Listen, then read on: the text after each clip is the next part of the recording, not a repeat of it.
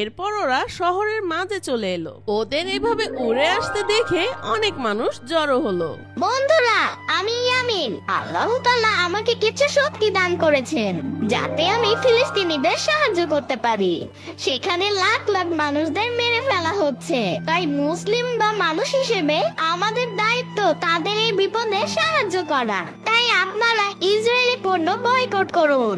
Israeli পণ্য ব্যবহার আর পান করা মানেই হচ্ছে আপনি আপনার ভাইয়ের রক্ত পান করছেন এবং গায়ে দিচ্ছেন। তাদের পণ্য কিনা বন্ধ করুন। এই পণ্যের মাধ্যমে তারা অর্থ আয় করে, আর সেই অর্থ দিয়ে গোলা বারুদ কিনে আমাদের ভাইয়ের উপরেই আক্রমণ করে। তাই বন্ধুরা, আমরা কিছু করতে পারি বা না পারি, আসুন আমরা ইসরায়েলি পণ্য বর্জন করি। ঠিক তখনই সেখানকার লোকেরা একসাথে বলল, হ্যাঁ ইয়ামিন, আমরা আর ইসরায়েলি পণ্য ব্যবহার করব না। আমরা সবাই আমাদের ফিলিস্তিন ভাইদের পাশে আছি।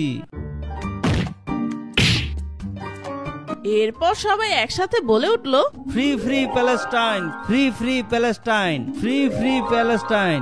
ইয়ামিন, তুমি এখন থেকে আর ইয়ামিন নাও, তোমার নাম আজ থেকে আল হক। এর অর্থ হচ্ছে সত্যের প্রতিনিধি। তুমিই পারবে ফিলিস্তিনের অধিকার ফিরিয়ে দিতে। এরপর ইয়ামিন আর সাম্বা ওদের বাড়ির উদ্দেশ্যে রওনা দেয়। উঠতে উঠতে সাম্বা বুঝতে পারলো ইয়ামিন এখন সাধারণ কেউ নেই, তার মাঝে এসেছে এক ন্যায়ের শক্তি।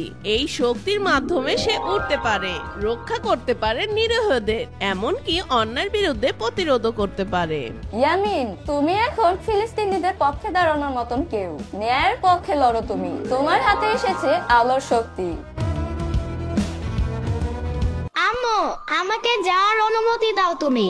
আমি ফিলিস্তিনিদের সাহায্য করতে যাচ্ছি। আমার জন্য দোয়া করবে আম্মু। আমি ফিলিস্তিনিদের জন্য শহীদ হলেও আমার কোনো দুঃখ নেই। আরে ইয়ামিন, তোমার কি হয়েছে? এত পাটনা পাটনা কথা বলছো কেন? তুমি তো এখন অনেক ছোট। তুমি কিভাবে ফিলিস্তিনিদের সাহায্য করবে?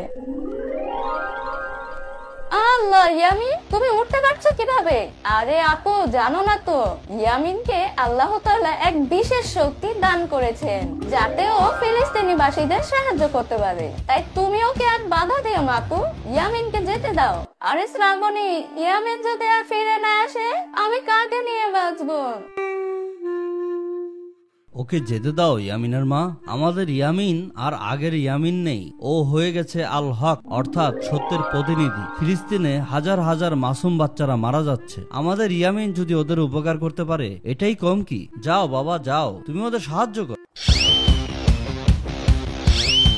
ইয়ামিন, তুমি তো এখন সুপার হিরো, তাই তোমার জন্য আমি একটা জার্সি বানিয়েছি।